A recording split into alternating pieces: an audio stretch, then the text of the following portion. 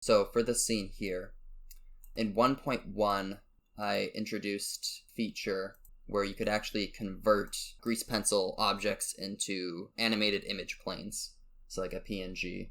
So at the bottom of the export options when you're inside of a scene, there's an option you can set the resolution you want, as well as you could either just convert it out. So I have an example I've already converted out here for PNGs. So this I exported earlier of just this animation as it stills.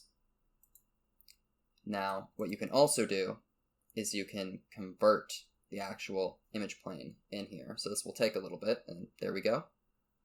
So now what we're looking at is the resolution's dropped a bit because it's no longer like a grease pencil object. It's now a bitmap, but you can change your resolution here. And you may notice there is now a shadow coming behind the robot here.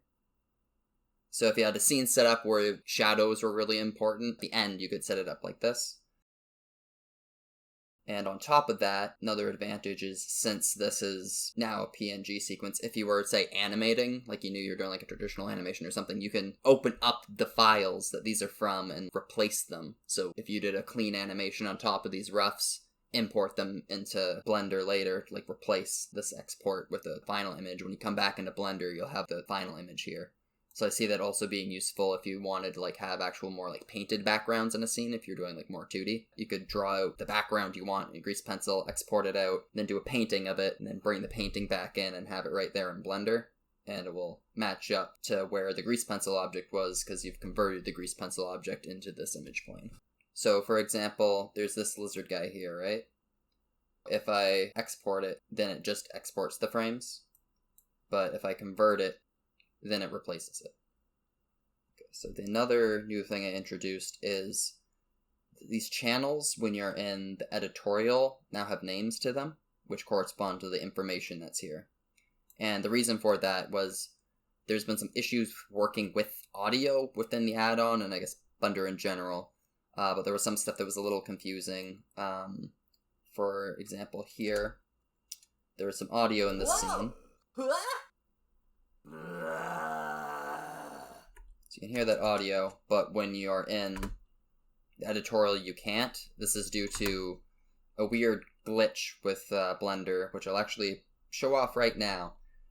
So if I bring up the N key here, we have the source for there. So if we change it to the sequencer, you can notice now we have the audio strips. So you can hear the audio strips, but when it's in camera mode, it doesn't bring that in. So you could think, oh, why don't you just, like, you know, copy paste that, right? So I'm going to re-link this to the same scene. So we're going to go to scene 9. And I'll set this one to the sequencer, so we can see the audio strips here, right? In here. But see what happens.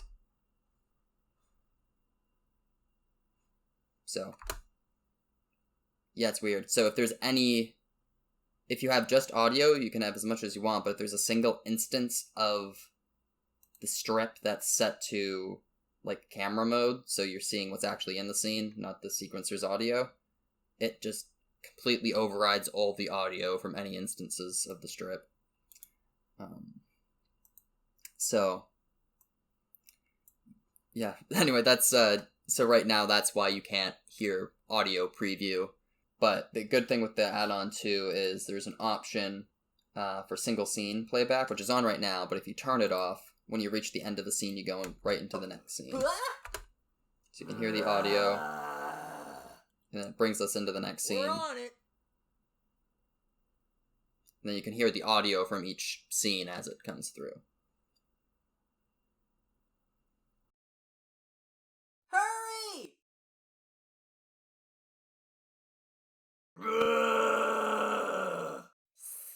Yeah, it's just a weird thing. This is one workaround, and there were some people who were asking, it's like, well, I'm working on a project that's timing to music, and it's hard to split that up between each of the scenes.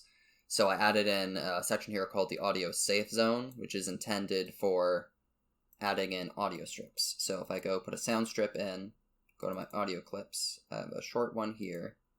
I'm going to paste this in. So, We got hear it! that. So it's actually, notice I put it on the wrong layer. It's on transitions right now.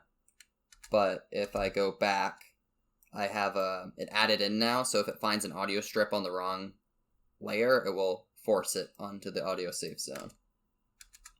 We got it! And you can also just click the check mark to display the waveform as well.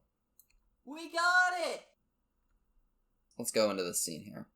So if I hit Shift Tab, it will toggle me into the sequencer here. So I'm replacing this timeline with the sequencer timeline. And if I go to Add, I can then bring in a sound strip. So I can bring in the same sound strip here. We got it! And there it is. So that's how I'm working with audio within the scenes. Tab that out, and then you're just back to your normal part where you can work with your keys. We got it! And the audio plays through. But yeah, so audio that's placed on here won't link into the scenes though. I'm hoping when the new updates come to the video sequencer, they will fix that audio bug. Oh, yes, forgot about that. Okay, yes. So I'm going to make a new collection here. So we'll call this one Castle. So if we expand, we want to select the entire hierarchy here, and I'm going to move that inside.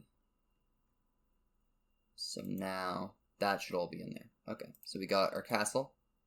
So this is our collection, and we're going to add that collection. So now, if we go back in and we create a new scene,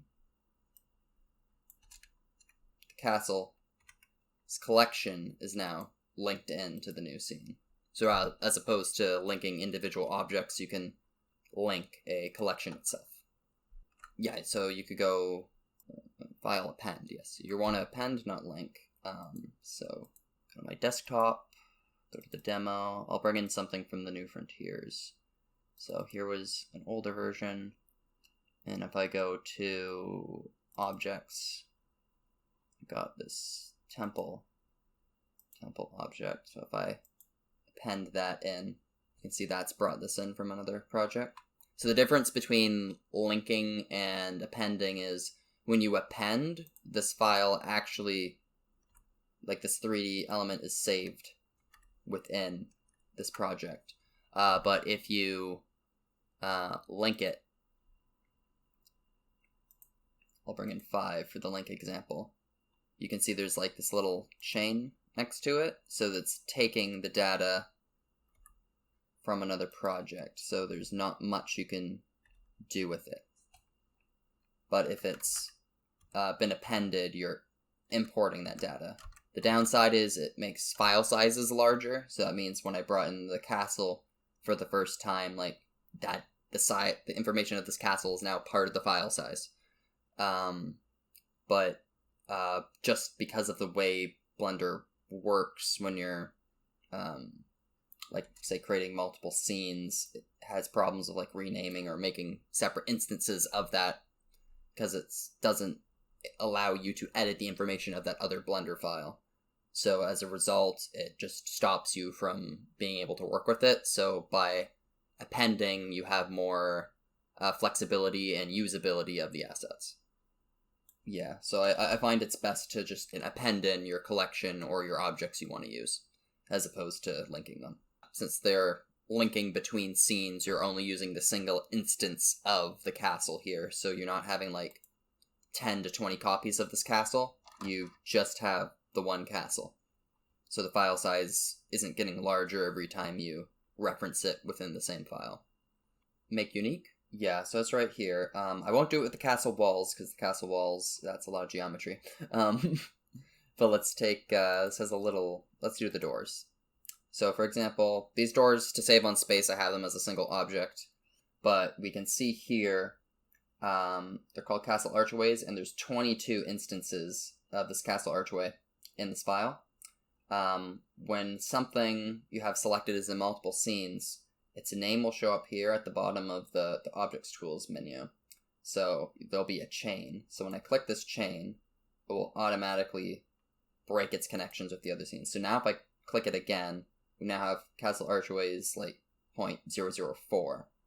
And there's no other instances. So now we've made a completely unique version of this archway that can be edited that won't interfere with the other scenes. So if like I move its position and I go back into a previous shot here, which has the castle, you can see the position has not changed in the prior scene.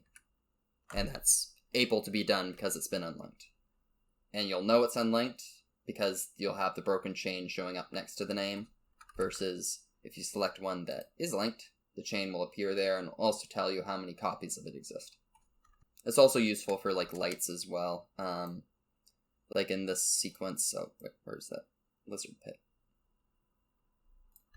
So if I go out here, turn this off real quick. I have light sources that are inside these pits. So if you wanted to like change the color for one scene, so for example, if I change the color of this light, so this light is linked between multiple scenes, so if I change its color here to blue, and I go to the next scene, turn that off, you can see between, these are two different scenes, and it's blue in both, because I changed that. But we don't want it to be blue in both, so I'll put it back to kind of like an orangey yellow. And now what I'll do is, when I go down here, I'll unlink it, so now it's its own unique one. So now, if I go back between these, you can see that, indeed, this new color is still in both, but they are now two separate ones. So, if I change the color here, say to, let's make it green. Let's have a nice green light here. So if I go between the scenes now, this scene's green, this scene's the original color. So you can unlink it if you have a situation where you want more or less light or a different light for that particular scene. Which is another advantage of having, backgrounds or objects that are appended in as opposed to linked, because then you have that further control so you can alter it on a shot-by-shot or scene-by-scene basis.